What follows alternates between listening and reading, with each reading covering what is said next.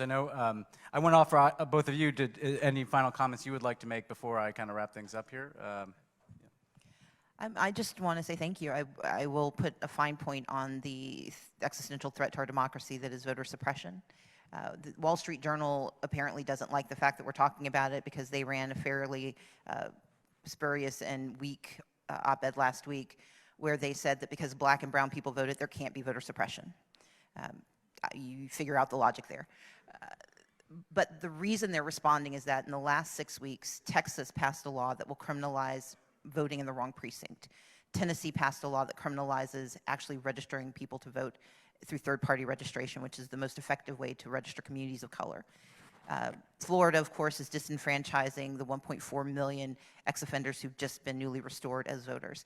And Arizona is pulling back on their access to absentee ballots because of the flourishing of Latino voters in Arizona. The through line is that voter suppression is active and real and necessary for 2020. We are seeing it play out across this country, and if there is no more fundamental and national security crisis than the theft of our elections, not simply through Russian hacking, which is incredibly important and we have to pay attention to it, but by the suppression of the very voters whose voices could change the direction of our country.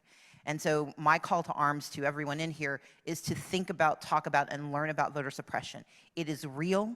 It is effective, it is pervasive, and it is insidious because it convinces us that it's a user error. If you were smart enough, you would have been able to vote. That is not what happens. I was actually told I couldn't vote for myself. Luckily, I had CNN, NBC, and ABC standing behind me with cameras, and we were able to force them to allow me to vote. But I have a sense of agency that a lot of folks don't have. If we do not secure our democracy and ensure that every vote counts in 2020, we will be having a very different conversation, possibly in Russian, in 2030. Thank you very much.